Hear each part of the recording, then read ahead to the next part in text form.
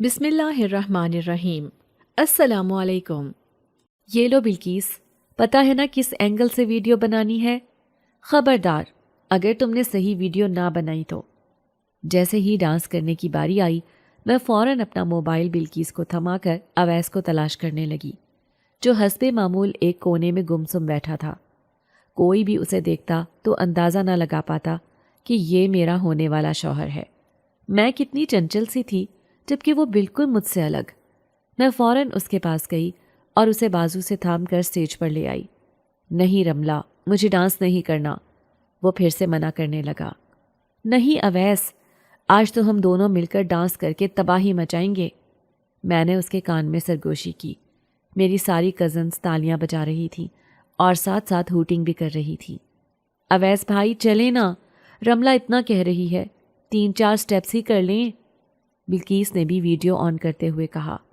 پھر یوں شرم و حیا کو سائڈ پر رکھ کر اویس نے میرے ساتھ 3-4 سٹیپس کیے۔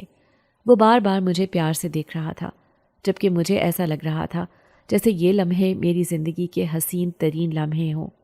شرم کے مارے میرا سر اوپر نہیں اٹھ رہا تھا، پر پھر اچانک مجھے ایسا لگا جیسے کسی کی تپتی نگاہیں مجھے گھور رہی ہوں۔ میں نے فوراً اویس سے اپنا ہاتھ چھڑوا لیا اور نیچے اتر آئی۔ یہاں وہاں نظریں دوڑائیں، لیکن سمجھ نہیں آیا کہ آخر وہ کون ہے۔ یہ پہلی دفعہ نہیں ہو رہا تھا۔ جب سے شادی کے فنکشن شروع ہوئے تھے، تب سے مجھے ایسا ہی لگ رہا تھا کہ کوئی مجھے اپنی نظروں کے حصار میں لیے ہوئے ہے۔ اس بار تو میں تنگ آ گئی، میرا سر چکرانے لگا اور عجیب سی گھٹن محسوس ہونے لگی۔ جو خوشی مجھے اپنے بھائی کی شادی پر ہو رہی تھی، وہ میری خراب طبیعت کی وجہ سے ماند پڑنے لگی۔ حلق خشک ہونے کی وجہ سے میں فوراً فارم ہاؤس کے اندر آ گئی۔ رملہ، ویڈیو دیکھتی جاؤ، میں پانی لے کر آتی ہوں، بلکیس نے پیچھے سے آواز لگائی۔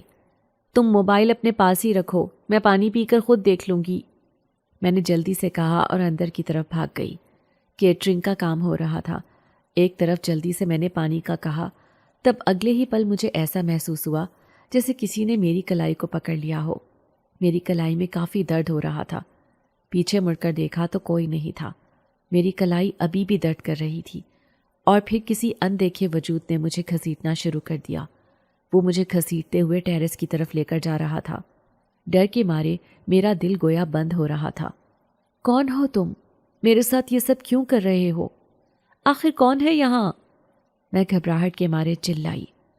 میں جو کوئی بھی ہوں، یہ تمہیں بعد میں پتہ چلے گا، لیکن خبردار جو تم نے اس کے ساتھ دوبارہ ڈانس کرنے کی کوشش بھی کی، تم اس کے قریب گئی تو مجھ سے برا کوئی نہیں ہوگا۔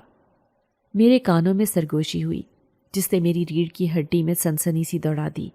مجھے ایسا لگا تھا جیسے میرا سانس اکھڑ جائے گا۔ پھر میں نے دوبارہ پوچھا، کون ہو تم؟ یہ سب کیوں کر رہے ہو؟ آواز آئی، میں جو کوئی بھی ہوں، لیکن تم سمجھ لو کہ تم پر صرف میرا حق ہے، سمجھی؟ مجھے نہیں معلوم کہاں سے ہمت آئی، لیکن میں فوراً بولی، وہ میرا منگیتر ہے، میرا ہونے والا شوہر ہے۔ 1 مہینے بعد ہماری شادی ہے، میں اس کے ساتھ جو مرضی کروں، تمہیں کیا مطلب؟ میں اپنی بات مکمل نہیں کر پائی تھی کہ اچانک میرے حلق سے ایک چیخ نکل گئی۔ ایسا لگا جیسے کسی نے میرے بال دبوچ لیے ہوں۔ پھر میرے کانوں میں سرگوشی ہوئی، اگر تم باز نہ آئی تو تمہارے اس منگیتر کو میں تمہارا ماضی بنا دوں گا۔ اس جملے کا مطلب سمجھ کر میرے چہرے کا رنگ اڑ گیا۔ میں نے ایک نظر ٹیرس سے نیچے ڈالی تو وہاں ہر طرف دھوم مچی ہوئی تھی۔ بلکیس کی ڈانس کی باری تھی۔ میرا بھائی اپنی ہونے والی بیوی کے ساتھ بیٹھا تالیاں بجا رہا تھا۔ مہندی کا یہ فنکشن اپنے عروج پر تھا۔ تبھی میرے کانوں میں سرگوشی ہوئی، کیوں نہیں چاہتی کہ تمہارے بھائی کی شادی دھوم دھام سے ہو جائے؟ دیکھو سب کتنے خوش ہیں، کیا تم یہ چاہتی ہو کہ اسی وقت تمہارے منگیتر کی جان لے لوں اور سارا خوشی کا ماحول سوگوار ہو جائے؟ میں فوراً اپنا سر نفی میں ہلا کر بولی، نہیں نہیں، میں ایسا بالکل نہیں چاہتی، تم ایسا کچھ نہ کرنا۔ آواز مزید قریب آ کر بولی، پھر چپ چاپ وہی کرو جو میں کہتا ہوں، اس سے دور رہو، اس سے منگنی توڑ دو، اور خبردار جو اس کے قریب بھی گئی۔ یہ سنتے ہی میرا گلا خشک ہو چکا تھا۔ 1 مہینہ پہلے میرے بھائی کی شادی میں صرف 1 ماہ بچا تھا، لیکن مجھے فکر ستا رہی تھی کہ ابھی تک ہوٹل بک نہیں ہوا आखिर कौन सा होटल बुक करूं? गांव के करीब जितने भी होटल थे वो इतने महंगे थे कि बजट में नहीं आ रहे थे। फिर फार्म हाउस का ख्याल आया। चलो बिल्किस, उस फार्म हाउस चलते हैं, अब तो एक वही सहारा रह गया है। मैंने फौरन बिल्किस से कहा। बिल्किस मुझे बाजू से झंझोड़ कर बोली, पागल तो नहीं हो गई? हम उस फार्म हाउस में कैसे जा सकते हैं? क्या तुम चाहती हो कि भाई की शादी में कोई वारदात हो जाए? फिर वो बोली, सारा की भाई की शादी वाले दिन उसकी भाभी गुम हो गई थी। वो भी यही कहती थी कि फार्म हाउस बहुत खूबसूरत है। शादी के सारे फंक्शन वहाँ किए थे, लेकिन आखिर में दुल्हन गायब हो गई। हो ना हो ये जिन्नात की हरकत है जिन्होंने उस फार्म हाउस पर बसेरा किया हुआ है। मैंने बिल्किस की बात सुनी तो लम्हा भर को रुक गई। फिर खुद को समझाकर बोली, नहीं नहीं, ऐसा कुछ नहीं हो सकता। हम कल ही फार्म हाउस जाएंगे और देखेंगे कि आखिर क्या होता है। कल की कल देखी जाएगी। यूं मैं अगले दिन बिल्किस को लेकर फार्म हाउस चली गई। उसकी खूबसूरती देखकर तो मैं बौखला उठी थी। वो बला का खूबसूरत फार्म हाउस था। ऐसा लग रहा था जैसे किसी और ही दुनिया में हो। बिल्किस घबराए हुए बोली, मुझे तो बहुत डर लग रहा है रमला। ऐसा करते हैं, कल भाई के साथ आ जाएंगे। उसकी बात पर गुस्सा करते हुए मैंने कहा, तुम जाओ, मैं खुद सब देख लूँगी। मुझे अपनी भाई की शादी के बहुत अरमान थे, तभी तो अम्मा से ज़बरदस्ती पहले भाई की शादी का कहा था। पहले भाई की शादी करें फिर मेरी करेंगे, वरना पहला नंबर तो मेरा बनता है। जैसे ही फार्म हाउस के अंदर पहुंची, अजीब सी हवा ने मेरा इस्तकबाल किया। उसकी गरमाइश मुझे झुलसा रही थी। मेरा दिल अंदर से कांप गया था। फिर एक आवाज़ आई, अस्सलामु अलैकुम। जी बोलिए। वो मैनेजर था। मैंने कहा, मुझे इस फार्म हाउस के मालिक से मिलना है, बुकिंग करवानी है। कहने लगा कि ऊपर वाले कमरे में चली जाए, ये मालिक का ही ऑफिस है। लंबे कदम बढ़ाते हुए मैं ऊपर चली गई। कमरे का दरवाज़ा खटखटाया। जैसे ही अंदर गई तो वहाँ कोई भी नहीं था। मुझे काफ़ी हैरत हुई, लेकिन फिर आवाज़ आई, जी मैडम बोलिए। ये आवाज़ सुनते ही जैसे ही मैं पीछे पलटी, एक पल को तो मेरे होश उड़ गए। इतना खूबसूरत नौजवान मैंने अपनी ज़िंदगी में नहीं देखा था। वो कहीं से भी फार्म हाउस का मालिक नहीं लग रहा था। यही सोच रही थी जब वो मेरे करीब आया। चुटकी बजाते हुए बोला, जी कहिए, क्या बात है? मैंने कहा, मैं अपने भाई की शादी के लिए आपके फार्म हाउस में बुकिंग करवाना चाहती हूँ। वो मुस्कुराते हुए बोला, ओके, तो आइए, और फ़ौरन हाथ के इशारे से सोफ़े की तरफ बैठने का कहा। यूँ मैं जाकर उसके सामने बैठ गई। उसके हाथ में एक छोटी सी डायरी और कलम था। वो सारी तफसीलात लिख रहा था, लेकिन बार बार उसकी नज़रें मेरे चेहरे का तवाफ़ कर रही थी। न जाने वो मेरे चेहरे को इतना क्यों देख रहा था। मैं जब भी उसकी तरफ देखती, उसकी आंखें मुझे घूर रही होती थी। मैंने एक दफ़ा भी उसे कुछ लिखते हुए नहीं देखा। जैसे ही मेरी नज़र उसकी डायरी पर गई तो सब कुछ पहले से लिखा हुआ था। जाते वक्त मैंने पूछा, एडवांस भी कितने लेंगे? वो मुस्कुराते हुए बोला, मुझे कुछ नहीं चाहिए मैम, ये आपका पहला इवेंट है ना, आपके सारे फंक्शन मेरी तरफ से होंगे, मेरी जिम्मेदारी है, मुझे कुछ नहीं चाहिए। उसकी बात सुनकर मेरे रोंगटे खड़े हो गए। वो सारी बातें याद आने लगी जो मैंने इस फार्म हाउस के बारे में सुनी थी। दिल कर रहा था उससे पूछ लूं, लेकिन दिमाग कह रहा था कि इन बातों का जिक्र भी ना करो। मैं फ़ौरन वहाँ से निकल गई। घर पहुंचकर सांस बहाल किया और अम्मा को सब कुछ बता दिया कि भाई का फंक्शन उस फार्म हाउस के मालिक ने अपने ज़िम्मे लिया है और उसने 1 रुपया भी नहीं लिया। जब अवैस ने ये बात सुनी तो फ़ौरन बोला, ये तुमने क्या किया? होश में तो हो? उसने बदले में तुमसे कुछ मांगा तो नहीं? मैंने उसे तसल्ली दी, नहीं, ऐसा कुछ नहीं है। मेरी अवैस से मंगनी 1 साल पहले हुई थी और 1 साल में ही मैंने उसे अपना सब कुछ मान लिया था। वो बला का सीधा सादा इंसान था, दिल का भी बहुत सच्चा था।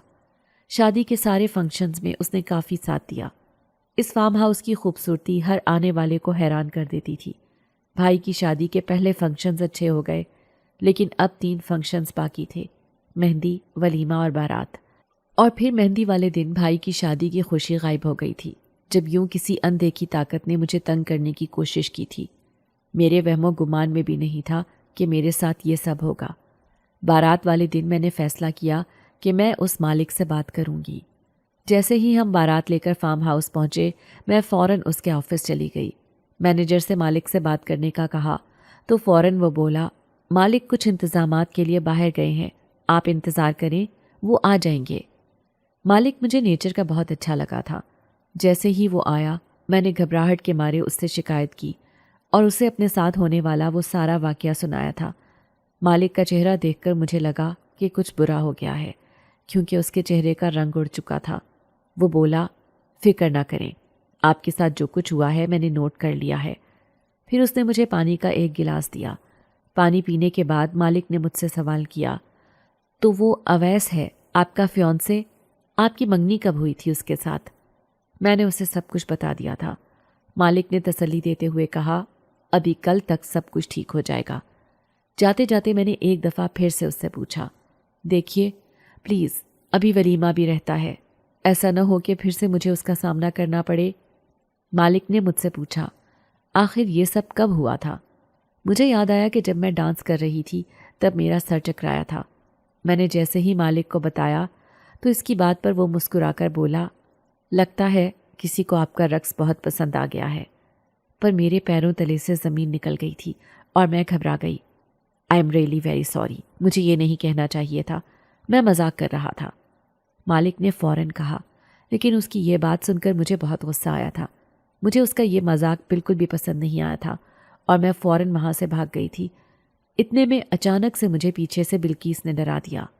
ارے بلقیس، ایک تو میں اتنی ڈری ہوئی ہوں، اوپر سے تم بھی اپنی بچکانی حرکتوں سے باز نہیں آ رہی۔ میں نے اسے سناتے ہوئے کہا، کیا ہو گیا ہے؟ بلقیس نے کہا، میں تو کل کے ڈانس کی خبر سنانے آئی تھی، کل ہم دونوں مل کر ڈانس کریں گے۔ اس کی بات سن کر میرے ماتھے کی رگیں تن گئیں۔ مجھے کوئی ڈانس نہیں کرنا کل۔ کیا تم نے کبھی ولیمے میں ڈانس کیا ہے؟ میں نے نظریں چرا کر کہا۔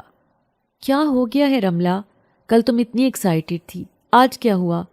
بلقیس نے ضد میں کہا، نہیں، ہم دونوں مل کر کل ڈانس کریں گے اس سانگ پر۔ اگر ڈانس نہیں کیا تو پھر کب ڈانس کرنے کا موقع ملے گا؟ وہ مجھے ایسا سمجھانے کی کوشش کر رہی تھی کہ دیکھو رملہ، یہی موقع ہے، ابھی ڈانس نہیں کرو گی تو کیا پھر تم اپنی شادی پر ڈانس کرو گی؟ میں اس کی بات سن کر پریشان ہو گئی تھی۔ میں ہاں کہنا چاہتی تھی پر کوئی آواز میرے کانوں میں گونجی تھی۔ تبھی میں نے اپنا ارادہ ترک کیا۔ میں نے پھر اسے دو ٹوک کہا، اویس نے منع کیا ہے۔ وہ ناراض ہو کر چلی گئی۔ اس رات مجھے نیند نہیں آئی تھی، بس میں یہی سوچ رہی تھی کہ مالک نے سب کچھ سنبھال لیا ہوگا اور جس نے بھی کچھ برا کیا تھا مالک نے اس کی کلاس ضرور لی ہوگی۔ بس میں یہی سوچ رہی تھی۔ بلقیس بھی مجھ سے ناراض ہو گئی تھی۔ میں نہیں چاہتی تھی کہ وہ ناراض ہو جائے، تبھی میں نے اسے فوراً سے میسج کر دیا تھا کہ میں ڈانس کے لیے تیار ہوں۔ لیکن ابھی تک تو میں نے اپنی پچھلی ویڈیو بھی نہیں دیکھی تھی۔ یہ سوچ کر میں نے اپنا موبائل اٹھایا جو کہ میز پر پڑا تھا، لیکن جیسے ہی میں نے وہ ویڈیو دیکھنا چاہی تو یہ دیکھ کر میرے ہوش اڑ گئے تھے کہ ویڈیو تو موجود ہی نہیں تھی۔ ویڈیو کیسے ڈیلیٹ ہو گئی مجھے پتہ ہی نہیں تھا۔ اویس کے ساتھ میری پہلی ڈانس کی ویڈیو تھی وہ، نہ جانے وہ کیسے ڈیلیٹ ہو گئی تھی۔ میں نے فوراً بلقیس کو فون کیا۔ وہ کہنے لگی، کیسی باتیں کر رہی ہو؟ میں نے ایک خاص فولڈر میں وہ ویڈیو ڈالی تھی، کیسے ڈیلیٹ ہو سکتی ہے؟ میرے تو ہوش اڑ گئے تھے۔ اگر بلقیس کو کچھ بتا دیتی تو ضرور وہ بھی گھبرا جاتی۔ میں نے بس اس کو یہی کہا کہ غلطی سے ویڈیو ڈیلیٹ ہو گئی۔ اگلے روز میں پھر سے بھائی کے ولیمے پر سج دھج کے بلقیس کے ساتھ سٹیج پر ڈانس کرنے والی تھی، جب اگلے ہی پل ہال میں اندھیرا چھا گیا تھا۔ وہ ہال جو پورا جگمگا رہا تھا ایک دم اندھیرے میں ڈوب چکا تھا، اور پھر اگلے ہی پل میری کلائی کسی نے پکڑ لی تھی۔ یہ دیکھ کر میری سانس رک گئی۔ اس سے پہلے کہ میں چیخ مارتی، کسی نے اپنے ہاتھ میرے منہ پر رکھ کر میری چیخ بند کر دی تھی، اور پھر ایک آواز میرے کانوں میں سنائی دی تھی، تمہیں اندازہ نہیں ہے کہ میں کیا سے کیا کر سکتا ہوں۔ تم باز نہیں آئی اپنی حرکتوں سے۔ میں نے تمہیں پہلے بھی وارن کیا تھا۔ تمہارا رقص تو میرے دل کو بھا گیا ہے، لیکن تم یہ رقص صرف اور صرف میرے لیے کرو گی۔ اب میرے ساتھ رقص کرو گی تو کتنی اچھی لگو گی۔ یہ کہتے ہوئے اس وجود نے میرے ہاتھ کو پکڑ کر مجھے زور سے گھمانا شروع کر دیا تھا۔ میں اندھا دھند گھوم رہی تھی۔ مجھے سمجھ نہیں آ رہا تھا کہ میرے ساتھ کیا ہو رہا ہے۔ اندھیرے میں کچھ دکھائی نہیں دے رہا تھا، بس یہ محسوس ہو رہا تھا کہ کسی نے مجھے دائیں ہاتھ سے پکڑ کر گھمایا ہوا ہے۔ 3-4 منٹ گھمانے سے میرا سر چکرانے لگا تھا۔ اس سے پہلے کہ میں بے ہوش ہو جاتی یا گر جاتی، اس وجود نے مجھے تھام لیا تھا۔ تمہارے ساتھ رقص کر کے مجھے بہت اچھا لگا، ہماری زندگی کا پہلا ساتھ ہے۔ یہ کہتے ہوئے وہ وہاں سے غائب ہو گیا تھا اگلے ہی پل ہال کی ساری لائٹس چل پڑی اور میں نے جیسے ہی خود کو دیکھا تو میں دور ایک کونے میں کھڑی تھی۔ بلقیس دوڑتے ہوئے میرے پاس آئی۔ تم ٹھیک تو ہو نا؟ تم یہاں کیسے پہنچی؟ کیا ہو گیا ہے؟ تمہارے چہرے کا رنگ اڑ گیا ہے، تم ٹھیک تو ہو نا؟ گھبراہٹ کے ماری میں پھوٹ پھوٹ کر رونے لگی۔ کیا ہوا رملہ؟ تم ٹھیک تو ہو نا؟ بلقیس کو بھی میری فکر ستانے لگی تھی۔ میں ایک دم اس کے گلے لگ گئی تھی، اسے بھینچ کر اپنا ڈر ختم کر رہی تھی۔ ارے رملہ، یہ سب کیا ہے؟ بلقیس بھی میری اس حرکت کی وجہ سے پریشان ہو گئی تھی۔ نہیں، مجھے کچھ نہیں ہوا، بس اندھیرے سے ڈر لگ گیا تھا۔ میں اس سے الگ ہوئی اور خود کو قابو کر کے فوراً بولی، چلو ہمارا ڈانس ابھی رہتا ہے۔ وہ مجھے لے کر جانا چاہتی تھی۔ میں نے فوراً اس سے اپنا ہاتھ چھڑایا۔ مجھے کوئی ڈانس نہیں کرنا، بہت ہو گیا، ویسے بھی فنکشن ختم کر دینا چاہیے۔ میں نے گہری سانس خارج کر کے کہا۔ میری نظریں اویس کو تلاش کر رہی تھیں، نہ جانے وہ کہاں تھا۔ میرے ذہن میں بس ایک بات گونج رہی تھی۔ اویس کو دیکھا تو وہ میرے بھائی کے ساتھ بیٹھا ہوا تھا۔ مجھے کچھ تسلی ہوئی۔ ولیمے کا فنکشن بھی ختم ہو چکا تھا۔ مجھے لگا تھا سب کچھ ٹھیک ہو جائے گا، صرف اور صرف فارم ہاؤس میں جو طاقتیں تھیں انہی کی وجہ سے یہ سب ہو رہا ہوگا۔ پر میری یہ بہت بڑی غلط فہمی تھی۔ بھائی کی شادی کو 1 مہینہ ہو گیا تھا، تبھی ایک روز اماں نے بات چھیڑ دی اور کہا، اب تو وقت آ گیا ہے، تمہاری شادی کی بھی تیاریاں کرنی چاہیے۔ میں جو اس وقت کھانا کھا رہی تھی، اچانک سے مجھے کھانسی آنے لگی تھی۔ اماں کیسی باتیں کر رہی ہیں، میں آپ کو چھوڑ کر کہیں نہیں جانے والی۔ اماں بھی ناراض ہو کر بولی، کیسی باتیں کر رہی ہو تم؟ اویس کو ساری زندگی ایسے ہی بٹھانے کا ارادہ ہے؟ اس کے بھی تو خواب ہوں گے۔ پورا 1 سال ہو گیا ہے تمہاری منگنی کو۔ ابھی اماں نے یہ کہا ہی تھا کہ بیل بجنے لگی تھی۔ لگتا ہے اویس آیا ہے، جاؤ دیکھو کون آیا ہے، اماں نے فوراً کہا۔ اویس کا ذکر سن کر میں ایک دم اچھل کر کھڑی ہو گئی۔ میں وہ سب کچھ بھلا چکی تھی جو میرے ساتھ اس فارم ہاؤس میں ہوا تھا۔ وہ سب بھلائے میں بھاگ کر دروازہ کھولنے ہی والی تھی جب کسی نے مجھے روک لیا۔ کہاں جا رہی ہو؟ کتنی دفعہ کہا ہے کہ تم اس سے دور رہو گی، تمہیں سمجھ نہیں آتی؟ کسی نے مجھے کھینچ کر دروازے سے دور دھکیل دیا تھا۔ دروازہ مسلسل بج رہا تھا۔ میری چیخ کی وجہ سے اویس فوراً بولا، کیا ہوا رملہ، دروازہ کھولو۔ میں جو دروازے کو ایک نظر دیکھ رہی تھی، لیکن اتنی جرت نہیں کر سکتی تھی کہ جا کر دروازہ کھولوں، کیونکہ میں تو کسی اندیکھی طاقت کے ساتھ جکڑی ہوئی تھی۔ کوشش کے باوجود بھی ایک قدم نہیں اٹھا سکتی تھی۔ تبھی اندر سے اماں کی آواز آئی، رملہ دروازہ کھول بھی دو، کیوں اسے تنگ کر رہی ہو؟ کتنی دفعہ کہا ہے کہ اویس کو تنگ مت کیا کرو۔ میں نے کچھ بولنے کے لیے اپنی زبان چلائی، لیکن میری آواز حلق میں اٹک گئی۔ میں چیخ رہی تھی لیکن میری آواز باہر نہیں نکل رہی تھی۔ نہ جانے یہ کیسی بے بسی تھی جس کی وجہ سے میری آنکھوں سے مسلسل آنسو بہنے لگے تھے۔ میں نے آنکھیں بند کر لیں۔ تب اندر سے اماں آئیں۔ اماں نے مجھے یوں ایک کونے میں کھڑے دیکھا تو حیرت زدہ ہو گئیں۔ ہوش میں ہو رملہ؟ یہاں کیوں کھڑی ہو؟ ادھر آؤ۔ اماں کی آواز کے بعد اندیکھی طاقت مجھ سے دور ہوئی تھی اور میں نے اپنے آپ کو نارمل محسوس کیا تھا۔ میں فوراً سے بھاگ کر اماں کے ساتھ چمٹ گئی تھی۔ مجھ سے کچھ کہا نہیں جا رہا تھا۔ اماں یہی کہہ رہی تھی، رملہ خود کو قابو کر لو، یہ بچپنا کب ختم کرو گی؟ دروازہ کھلا۔ اویس جو کہ مجھ سے ناراض ہو چکا تھا اماں سے ملا اور اندر آ گیا تھا۔ میں بھاگ کر اس کے پیچھے جا رہی تھی۔ میری بات سنو اویس، مجھے معاف کر دو، وہ سب جان بوجھ کر نہیں ہوا تھا۔ مگر وہ کوئی بات کیے بنا واپس چلا گیا تھا۔ میں اپنے کمرے میں بس آنسو بہا رہی تھی۔ پھر اچانک سے ایک آواز میرے کانوں سے ٹکرائی تھی، ارے کیا ہوا؟ کیوں رو رہی ہو؟ اس کے لیے رو رہی ہو جس نے تمہیں پوچھا تک نہیں؟ چلو کوئی بات نہیں، میں ہوں نا تمہاری آنکھوں کے آنسو صاف کرنے کے لیے۔ یہ بات سن کر میرا دل مٹھی میں آ گیا تھا۔ پھر مجھے ایسا محسوس ہوا جیسے کسی کی انگلیوں کے لمس نے میرے چہرے کو چھو لیا ہو، میری آنکھوں کے آنسو مٹائے ہوں۔ یہ محسوس کرتے ہی میں جھٹکا کھا کر پیچھے کو ہٹی تھی۔ میں گھبرا کر بولی، کون ہو تم؟ یہ سب کیوں کر رہے ہو؟ کیوں میری زندگی میں آئے ہو؟ تب اچانک سے میرے کانوں میں سرگوشی ہوئی تھی، میں تمہارا عاشق ہوں، اب تمہارا پیچھا اتنی آسانی سے تو نہیں چھوڑوں گا۔ اس روز جیسے ہی تمہیں رقص کرتے ہوئے دیکھا تو میرا دل تھم سا گیا تھا۔ دل چاہ رہا تھا کہ بس ساری زندگی تمہیں ایسے ہی دیکھوں، لیکن تمہارے ساتھ تمہارے اس منگیتر کو دیکھا تو بالکل بھی اچھا نہیں لگا تھا۔ میرا دل بالکل نہیں چاہتا کہ میں تمہیں تکلیف دوں یا پھر تمہیں یوں تنگ کروں، لیکن کیا کروں، تم میری بات نہیں مانتی۔ کتنی دفعہ کہا ہے اویس سے دور رہا کرو۔ اگر اب تم نے میری بات نہ مانی پھر مجھے کوئی بڑا قدم اٹھانا ہی پڑے گا، اور مجھے کوئی فرق نہیں پڑے گا کہ میں کسی کی جان بھی لے لوں، سمجھی؟ مجھے ایسا لگا جیسے میرا وجود اٹک گیا ہو۔ کچھ سمجھ نہیں آ رہا تھا وہ یہ سب کیوں کر رہا تھا، وہ تھا کون؟ ابھی میں نے یہ پوچھنا چاہا تبھی دروازے پر دستک ہوئی۔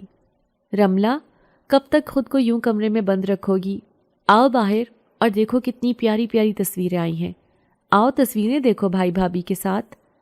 اماں کی بات سن کر میں نے فوراً اپنے آنسو صاف کیے، اپنا حلیہ درست کیا، اپنے چہرے پر پانی کے چھینٹے مارے اور باہر آ گئی۔ بھائی اور بھابھی مزے سے وہ تصویریں دیکھ رہے تھے جب اچانک سے بھابھی نے چونک کر مجھ سے کہا، یہ دیکھو رملہ، یہ تم کس کے ساتھ ڈانس کر رہی ہو؟ یہ تصویر کتنی عجیب سی ہے، اویس کیوں نہیں دکھائی دے رہا؟ تم تو اویس کے ساتھ ڈانس کر رہی تھی نا؟ تب مجھے ایسا لگا جیسے میرا دل اچھل کر حلق تک آ جائے گا۔ میں آگے بڑھ کر وہ تصویر دیکھنے لگی۔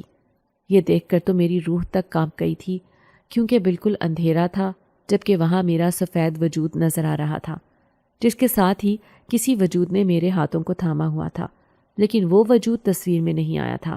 ہاں ہاں بتاؤ رملہ، یہ تصویر کتنی پیاری ہے، ضرور اس تصویر بنانے والے نے اویس کو کاٹ دیا ہوگا، ورنہ کتنی اچھی تصویر آتی۔ بھائی نے بھی شکوہ کیا تھا۔ میں نے خود کو کمپوز کر کے ان کی ہاں میں ہاں ملائی تھی۔ ہاں بھائی، آپ بالکل ٹھیک کہہ رہے ہیں۔ میں نے وہ تصویر اپنے پاس چھپا لی تھی۔ رات کو اپنے کمرے میں گھپ اندھیرا کیے میں اسی تصویر کو دیکھ رہی تھی۔ کاش کچھ ایسا سراغ ملتا جس سے میں اس کا چہرہ دیکھ لیتی۔ ابھی میں یہی کہہ رہی تھی جب اگلے ہی پل مجھے اس تصویر سے نفرت ہونے لگی تھی۔ اس کی وجہ سے میں کیا کچھ برداشت کر رہی تھی۔ اویس مجھ سے ناراض ہو گیا تھا، اور یوں بنا کچھ سوچے سمجھے میں نے اس تصویر کے 2 ٹکڑے کرنے چاہے، لیکن اگلے ہی پل وہ تصویر میرے ہاتھوں سے کسی نے کھینچ لی تھی۔ خبردار جو تم نے اس کو پھاڑنے کی کوشش بھی کی۔ وہ تصویر ہوا میں ٹھہری ہوئی تھی۔ میری آنکھیں پھٹی کی پھٹی رہ گئیں۔ تم یہ سب کیوں کر رہے ہو؟ کیوں میری زندگی عذاب بنا رہے ہو؟ ایسا مت کرو، مجھے میرے حال میں جینے دو۔ کیا کوئی غلطی ہوئی ہے مجھ سے؟ میں بالکل ٹوٹی ہوئی آواز میں بولی تھی، جبکہ جواب میں کوئی آواز سنائی نہ دی۔ وہ تصویر بھی غائب ہو گئی تھی۔ میں نے اویس سے سوری کرنے کی بہت کوشش کی تھی، لیکن شاید وہ مجھ سے کچھ زیادہ ہی ناراض ہو گیا تھا۔ شادی کی تاریخ رکھی جا چکی تھی۔ میں نے اسی وجہ سے اماں سے شادی کی ڈیٹ فکس کرنے کے لیے ہاں کہی تھی، تاکہ شاید اویس راضی ہو جائے، اور وہی ہوا تھا۔ شادی کی تاریخ کے بعد اویس راضی ہو گیا تھا۔ اب وہ مجھ سے بات کرنے لگا تھا۔ تبھی ایک روز نہ جانے مجھے کیا سوجھا۔ اویس نے مجھ سے کوئی بات کی تھی جو کہ مجھے بالکل بھی اچھی نہ لگی، لیکن میں یہ گوارا بھی نہیں کر سکتی تھی، میں ایسا سوچ بھی نہیں سکتی تھی کہ اس وقت میں اویس کو تھپڑ مار دوں گی، پر ایسا سچ میں ہو گیا تھا۔ میرا ہاتھ نہ جانے کیسے اس پر اٹھ گیا، مجھے پتہ بھی نہیں چلا۔ ہوش تو مجھے تب آیا جب اماں مجھ پر غصے سے چلا رہی تھیں۔ یہ تم نے کیا کر دیا رملہ؟ اویس پر تم نے ہاتھ کیوں اٹھایا؟ اماں کی باتیں سن کر میری آنکھیں حیرت میں ڈوب گئیں۔ اماں کیسی باتیں کر رہی ہیں؟ میں ایسا کیسے کر سکتی ہوں؟ میں بھلا پاگل ہو گئی ہوں؟ اس کو کیوں ماروں گی؟ دیکھیں آنٹی، اس کو کیا ہو گیا ہے؟ اب یہ مکر گئی ہے۔ میں نے کہا تھا نا کہ آپ اس سے کچھ مت پوچھیں، یہ مکر جائے گی۔ اویس جو اپنی لال گال پر ہاتھ رکھے مجھے نفرت بھری نگاہ سے دیکھ رہا تھا۔ اویس، یہ کیسی باتیں کر رہے ہو؟ میں نے تمہیں تھپڑ نہیں مارا، میں تو سوچ بھی نہیں سکتی۔ تب بھابھی بھی میدان میں آ گئیں۔ رملہ، کیا ہو گیا ہے تمہیں؟ میں نے تمہیں خود دیکھا ہے، تم نے اویس کو تھپڑ مارا تھا جس کی آواز اندر تک آئی تھی۔ یہ سن کر میرے تو پیروں تلے سے زمین نکل گئی۔ ہر کوئی میرے خلاف تھا۔ وہ رات پھر میری آنسو بہا کر گزری تھی، اور پھر مجھے محسوس ہوا جیسے کسی نے میرے آنسو صاف کیے ہوں۔ میں چیخ اٹھی، اپنے بال نوچ کر بولی، مجھے تم سے نفرت ہے۔ تم جو کوئی بھی ہو، میری زندگی سے دور ہو جاؤ۔ تم چلے کیوں نہیں جاتے؟ جب اس کی آواز میرے کانوں میں آئی، تم چاہتی ہو نا کہ میں تم سے دور ہو جاؤں، تو پھر تم ایسا کرو کہ تم اویس سے دور ہو جاؤ، اس شادی سے انکار کر دو، نہیں تو پھر اویس تم سے خود شادی سے انکار کر دے گا، جس کا تمہیں اچھا نہیں لگے گا۔ اس سے پہلے تم خود ہی اس سے شادی سے انکار کر دو، پھر میں تم سے دور ہو جاؤں گا۔ یہ سن کر میں خون کے گھونٹ پی کر رہ گئی تھی۔ میرے پاس اور کوئی چارہ نہیں تھا۔ لوگ مجھے ذہنی مریضہ سمجھنے لگے تھے۔ نہ جانے وہ کون سی گھڑی تھی جب وہ اندیکھی طاقت مجھ پر عاشق ہو گئی تھی، جو کہ میرے سامنے بھی نہیں آتی تھی۔ شادی میں 1 ہفتہ تھا اور یوں میں اویس سے ملنے گئی تھی۔ وہ بھی بہت زیادہ اداس تھا۔ وہ مجھ سے کہنے لگا کہ میں کسی ذہنی مریضہ کی طرح رد عمل کرتی ہوں، میں اپنا نفسیاتی علاج کرواؤں۔ میں تنگ آ گئی تھی اس سے۔ تبھی میں نے اس بات کا فائدہ اٹھایا اور موقع پر ہی اس سے کہہ دیا، اویس تم ٹھیک کہہ رہے ہو، میں پاگل ہوں، پر تم کسی پاگل سے شادی کیوں کرو گے؟ ایسا کرو کسی اور سے شادی کر لو، ابھی 1 ہفتہ رہتا ہے، میں تم سے شادی نہیں کرتی۔ میری بات سن کر وہ اپنی جگہ سے کھڑا ہو گیا۔ یہ کیا کہہ رہی ہو رملہ، تم ہوش میں تو ہو؟ ایسا کیسے ہو سکتا ہے؟ تب میں نے اس سے کہا، تم خود ہی تو کہہ رہے ہو کہ میں پاگل ہوں، مجھے اپنا علاج کروانا چاہیے، پھر تم مجھ سے شادی کیوں کرو گے؟ صاف صاف کہہ کیوں نہیں دیتے کہ تم مجھ سے شادی نہیں کرنا چاہتے؟ ہاں، تم نہیں کہو گے تاکہ بات تم پر نہ آئے، بات مجھ پر آئے۔ مجھے یہ بھی منظور ہے، میں تم سے شادی اب نہیں کروں گی۔ میں نے یہ کہا اور وہاں سے بھاگ گئی تھی۔ اویس مجھے پکارتا رہ گیا تھا، میں نے اس کی ایک بھی نہ سنی۔ گھر آئی، شادی کی تیاری چل رہی تھی، میرا جہیز بن رہا تھا، سب کچھ کتنا اچھا تھا، پر میں نے کسی کو کچھ بھی نہیں کہا اور کمرے میں چلی گئی۔ رات کو پھر وہ میرے پاس آیا تھا۔ اس کی موجودگی مجھے عجیب سی گھبراہٹ میں مبتلا کر دیتی تھی۔ وہ جب بھی میرے آس پاس ہوتا تھا ایک گھٹن زدہ ماحول پیدا ہو جاتا تھا، گرم ہوا چلنے لگتی تھی، اور پھر وہ ایک ہیولے کی مانند میرے سامنے آتا تھا۔ آج آیا تو فوراً بولا، تم نے اچھا کر دیا، میں تم سے بہت خوش ہوں، تم نے اپنی زندگی بچا لی ہے، بلکہ اس کی زندگی بھی تم نے بچا لی ہے۔ میں نے خالی آنکھوں سے اسے دیکھا تھا۔ اب تم مجھ سے ہمیشہ کے لیے دور ہو جاؤ۔ میں نے بس اتنا کہا تھا جب وہ خاموش رہا۔ میرے ذہن میں ایک خیال آیا، تب میں بول اٹھی، دور جانے سے پہلے کیا تم مجھے اپنا اصلی روپ دکھاؤ گے؟ میں تمہاری اصلیت جاننا چاہتی ہوں۔ میں جاننا چاہتی ہوں کہ تم کون ہو۔ تم کہہ رہے ہو کہ تم مجھ سے محبت کرتے ہو، تو تم مجھے اپنی سچائی کیوں نہیں بتا دیتے؟ وہ خاموش رہا تھا۔ پھر اگلی بار مجھے محسوس ہوا جیسے میرے اس اندھیرے میں ڈوبے کمرے میں روشنی سی ہوئی ہو۔ اس روشنی میں مجھے وجود دکھائی دیا تھا جو کہ بالکل روشن تھا۔ وہ دیکھ کر میرے سر پر کوئی آسمان گر گیا تھا۔ میں تڑپ کر اٹھ گئی تھی اور نفرت بھری نگاہ سے اس وجود کو دیکھ کر بولی، تم یہاں کیا کر رہے ہو؟ وہ کہنے لگا، ہاں میں ہی تو ہوں جو تم سے عشق کر بیٹھا ہوں۔ میں نے اسے کھینچ کر تھپڑ مارا تھا۔ میرا وہ تھپڑ ہوا میں ہی لگا تھا، کیونکہ وہ تو ہوائی مخلوق تھی۔ جب وہ فوراً سے بولا، میں اس فارم ہاؤس کا مالک ہوں، میں ہی جن زادہ ہوں، میں تم پر عاشق ہوں اور بالکل بھی برداشت نہیں کر سکتا کہ کوئی اور وجود تم تک رسائی حاصل کرے۔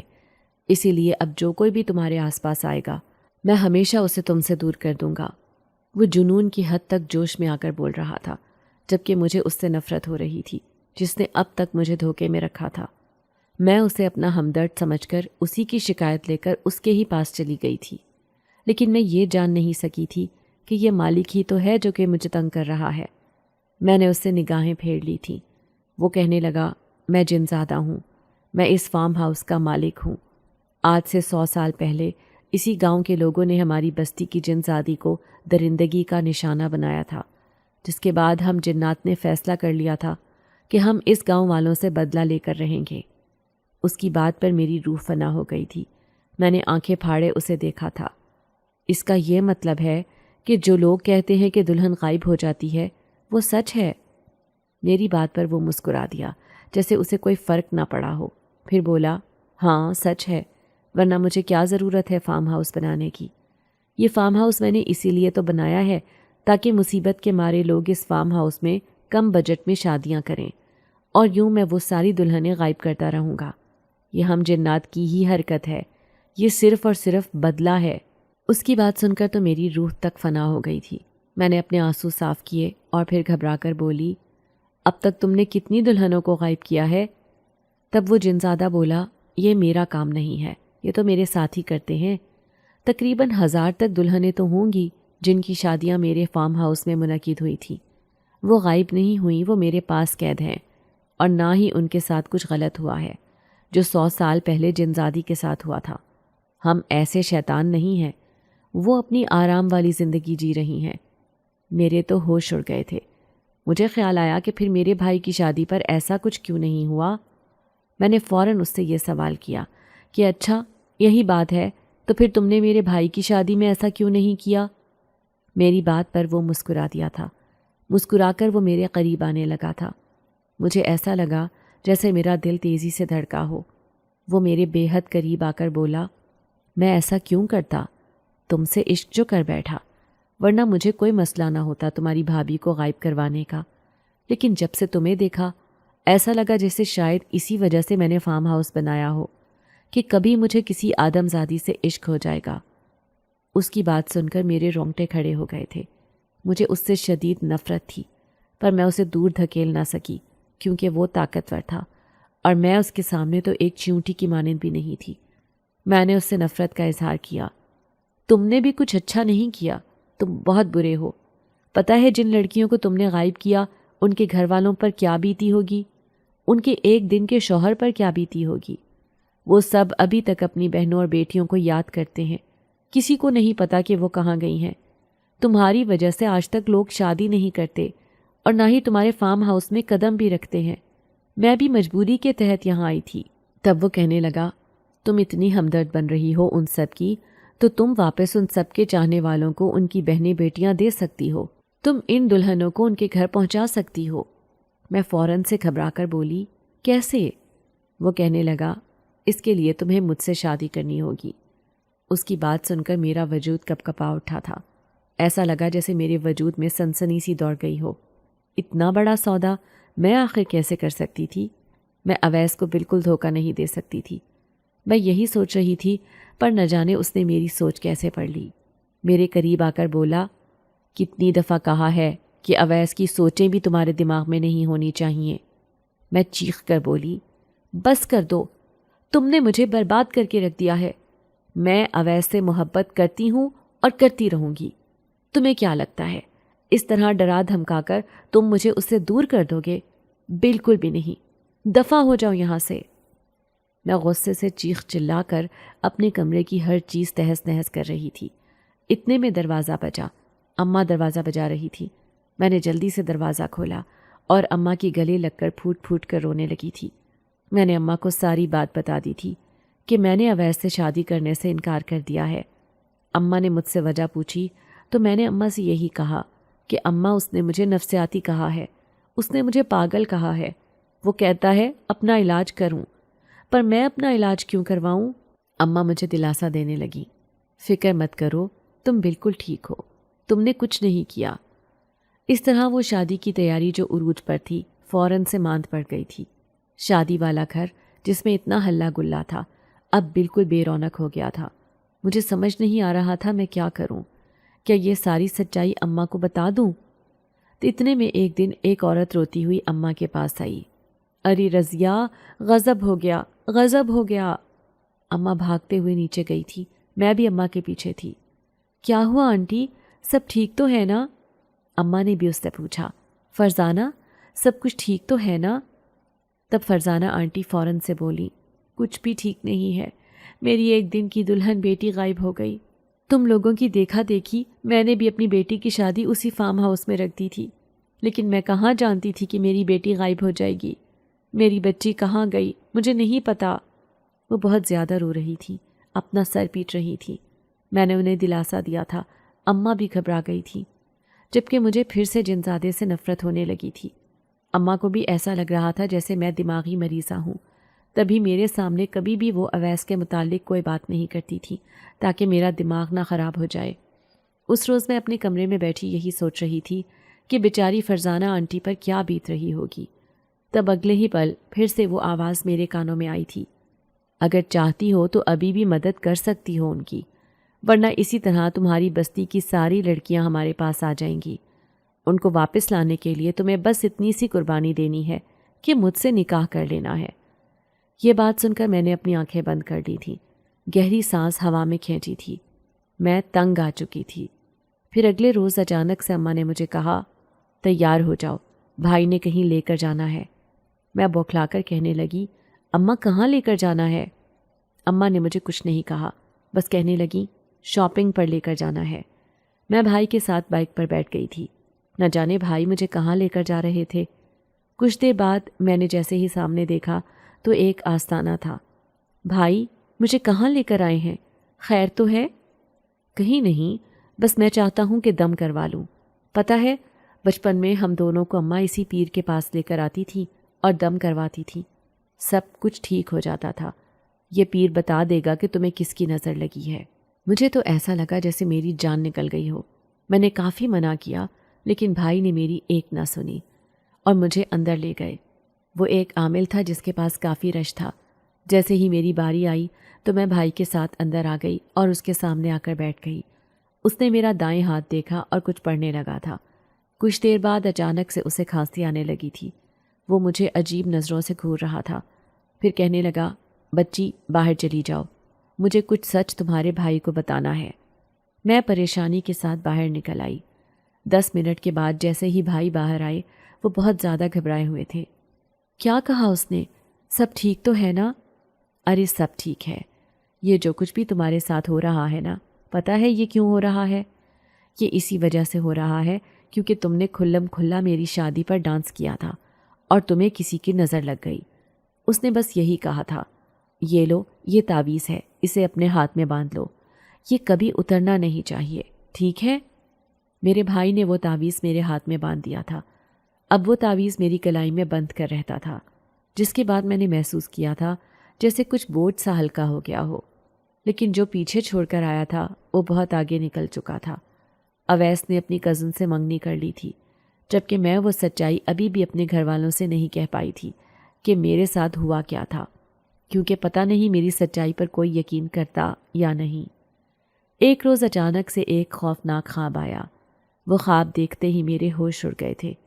وہی طاقت، وہی روپ، وہی چہرہ میرے سامنے تھا جو درد سے تڑپ رہا تھا، بس یہی کہہ رہا تھا، اتارو اس دھاگے کو، کیوں دھاگا پہنا ہوا ہے؟ میں نے تمہیں کتنی دفعہ کہا ہے کہ ہمارے درمیان کچھ نہیں آنا چاہیے، اتار دو ورنہ میں تباہ ہو جاؤں گا۔ کیوں مجھے تباہ کرنا چاہتی ہو؟ مجھے تو تم سے عشق ہے۔ یہ خواب دیکھتے ہوئے ایک چیخ کے ساتھ میں اٹھ گئی تھی۔ میری چیخ اتنی اونچی تھی کہ اماں اپنے کمرے میں سن کر فوراً سے میرے پاس آ گئیں۔ میری بچی کچھ نہیں ہوا، سب ٹھیک ہو جائے گا، فکر مت کرو، سب ٹھیک ہو جائے گا۔ اماں مجھے دلاسا دینے لگی۔ میں ابھی بھی اتنی خوفزدہ تھی کہ اب ماں میرے ساتھ ہی سوتی تھی، لیکن اس خواب نے میری جان نہیں چھوڑی تھی۔ روزانہ وہ خواب میرے ہوش اڑا دیا کرتا تھا۔ وہ جن زیادہ چیخ رہا ہوتا تھا، تڑپ رہا ہوتا تھا۔ وہ مجھ سے بس یہی کہتا تھا کہ اس تعویذ کو اتار دو نہیں تو میں مر جاؤں گا، لیکن میرا ارادہ اتنا ہی مضبوط ہو جاتا تھا۔ اس نے میری زندگی برباد کی تھی، میں کیسے اسے چھوڑ دیتی؟ میں کیسے اسے معاف کرتی؟ لیکن پورے 1 مہینے تک وہ لگاتار خواب میں آنے لگا تھا، اور یوں تنگ آ کر میں نے اماں کو ساری بات بتا دی تھی۔ اماں مجھے پھر سے اسی پیر کے پاس لے گئی تھی، اور پھر عامل نے عمل کیا تھا۔ اس نے جیسے ہی سامنے پھونک ماری، جن زیادہ سامنے آ گیا تھا جو درد سے کرراہ رہا تھا۔ اماں تو ایک جھٹکے سے پیچھے ہو گئی تھی، جبکہ مجھے کوئی خوف نہیں تھا۔ اسے تو میں کب سے دیکھتی آ رہی تھی، یہ تو میرے ساتھ روز کا معمول بنتا تھا۔ عامل نے اس سے یہی سوال کیا، بتاؤ کیوں اس لڑکی کو تنگ کر رہے ہو؟ تب وہ جنزادہ بولا، میں اسے اب تنگ نہیں کروں گا، میں اسے ہمیشہ کے لیے چھوڑ کر چلا جاؤں گا، پر اسے بولو کہ یہ اپنا تعویذ اتارے۔ عامل نے غصے سے کہا، یہ اپنا تعویذ نہیں اتارے گی، تم اسے چھوڑ کر ہمیشہ کے لیے جاتے کیوں نہیں ہو؟ تب وہ جنزادہ بولا، میں تو برباد ہو جاؤں گا، میں مر جاؤں گا اگر اس نے تعویذ نہیں اتارا۔ میں اسے ہمیشہ کے لیے چھوڑ کر چلا جاؤں گا، لیکن میری شرط یہ ہے کہ یہ تعویذ اتار دے۔ اس تعویذ نے میری ساری طاقتیں چھین لی ہیں مجھ سے۔ اس کی آواز میں عجیب سی کراہت تھی۔ تبھی عامل نے اس سے کہا تھا، اس بات کا فیصلہ یہ لڑکی ہی کرے گی جس کو تم نے تنگ کیا، جس کی تم نے زندگی برباد کی۔ اب یہ اس لڑکی کے اوپر ہے کہ یہ تمہیں چھوڑنا چاہتی ہے، تمہیں معاف کرنا چاہتی ہے، یا پھر تمہیں اسی طرح تڑپانا چاہتی ہے۔ میں نے یہ سنا تو میں بہت زیادہ غصے میں آ گئی تھی۔ اماں مجھے یہی کہہ رہی تھی کہ نہیں، تم یہ تعویذ نہیں اتارو گی، جبکہ میں نے اس جنزادے سے ایک ہی بات کہی تھی کہ میری ایک شرط ہے، میں تمہیں چھوڑ دوں گی، لیکن بدلے میں تمہیں میری بات ماننی پڑے گی۔ جنزادہ فوراً سے بولا، مجھے تمہاری ساری شرطیں منظور ہیں، پر یہ درد مجھے نہیں چاہیے۔ میں چاہتا ہوں کہ تم اس تعویذ کو اتار دو، میں ہمیشہ تم سے دور رہوں گا۔ میں نے اسے کہا کہ ٹھیک ہے، پھر میری وہ شرط قبول کرو۔ میں چاہتی ہوں کہ تم ان ساری لڑکیوں کو واپس ان کے چاہنے والوں اور ان کے خاندان والوں کے پاس چھوڑ دو۔ تم نے یہ کیا تو پھر میں تمہیں معاف بھی کر دوں گی اور تمہاری ساری طاقتیں دنوں میں واپس لوٹا دوں گی۔ جنزادہ وہاں سے غائب ہو گیا تھا۔ اماں مجھے سوالیہ نظروں سے دیکھ رہی تھی۔ میں نے کسی کو کچھ نہیں بتایا۔ کچھ دیر بعد جنزادہ واپس آیا تھا۔ کہنے لگا، میں نے تمہاری بات مان لی ہے۔ میں گاؤں والوں کے پاس گئی تھی، ہر طرف خوشی کا سما تھا۔ وہ لڑکیاں واپس آ رہی تھیں۔ وہ نہ جانے کہاں سے آ رہی تھیں، یہ کسی کو نہیں پتا تھا، پر وہ ٹھیک تھیں، وہ صحیح سلامت تھیں۔ ان کے ماضی میں جو ہوا انہیں بالکل پتہ نہیں تھا۔ مجھے پتہ چل گیا تھا کہ جنزادے نے میری شرط مان لی ہے اور پوری بھی کی ہے۔ وہ واپس آ گیا تھا۔ کہنے لگا کہ اب اس دھاگے کو اتار دو، میں ہمیشہ کے لیے تم سے دور ہو جاؤں گا۔ میں نے اسے کہا کہ مجھ سے پکا وعدہ کرو کہ اب تم مجھے تنگ نہیں کرو گے۔ اگر تم مجھ سے اتنی محبت کرتے ہو تو مجھے میرے حال پر چھوڑ دو گے۔ جس سے محبت کی جاتی ہے اسے تو کبھی بھی تڑپایا نہیں جاتا اور نہ ہی اسے تکلیف دی جاتی ہے، پر تم نے مجھے بہت تکلیف دی ہے۔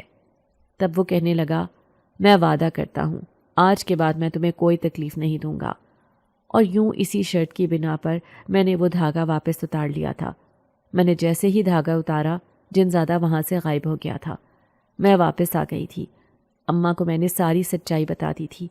اماں میرے گلے لگ کر پھوٹ پھوٹ کر رونے لگی تھی، بلکہ کسی کو یقین بھی نہیں آ رہا تھا کہ یہ سب کچھ ہو گیا ہے، اور یہ بات سچ تھی۔ جنزادے کی وجہ سے میری زندگی برباد ہو گئی تھی۔ میں یہ سچائی تسلیم کرتی تھی کہ اس نے مجھ سے محبت کی خاطر یہ سب کیا تھا، پر میں اپنی زندگی میں کبھی بھی اس سے نکاح نہیں کر سکتی تھی، کیونکہ وہ ایک جنزادہ تھا۔ وہ فارم ہاؤس بھی اب وہاں سے بالکل مٹ چکا تھا۔ اماں نے یہ سچائی اندر ہی اندر چھپائی تھی اور غصے سے کہا تھا کہ کسی کو بھی اس سچائی کا پتہ نہ چلے، لیکن اداسی نے میرے دل میں ڈیرے ڈال لیے تھے۔ میں جب یہ سوچتی تھی کہ میری وہ محبت جو مجھے اویس سے ہوئی تھی اب کسی اور کا نصیب ہے، ہمارا ساتھ ہمارے نصیب میں نہیں تھا، تو مجھے بہت تکلیف ہوتی تھی۔ میں نے سوچ لیا تھا کہ میں کبھی بھی شادی نہیں کروں گی۔ اماں تو ہمیشہ مجھ سے یہی کہتی تھی کہ جو ہو گیا اسے بھول جاؤ، اپنی زندگی میں آگے بڑھ جاؤ، لیکن میں چاہ کر بھی اب اپنی زندگی کسی کو نہیں دینا چاہتی تھی۔ میں بہت زیادہ ڈر گئی تھی۔ مجھے ابھی تک یقین نہیں آتا تھا۔ مجھے ایسا لگتا تھا کہ میں کل لوٹوں گی تو وہ جنزادہ پھر سے میری زندگی میں آ جائے گا۔ میں نے اس کی شرط کی وجہ سے اسے آزاد تو کر دیا، کیونکہ میں چاہتی تھی کہ وہ لڑکیاں جو نہ جانے کب سے اس کی قید میں ہیں وہ اپنے گھر والوں کے پاس چلی جائیں۔ انہی کی وجہ سے میں نے یہ رسک لیا تھا۔ میں اسی رسک کے ساتھ ہی جی رہی ہوں۔ بس مجھے یہی خوف رہتا ہے کہ کہیں وہ پھر سے میری زندگی میں نہ آ جائے، پھر سے میری زندگی اجیرن نہ کر دے۔ اسی لیے تو میں کسی لڑکے کے ساتھ شادی نہیں کرنا چاہتی۔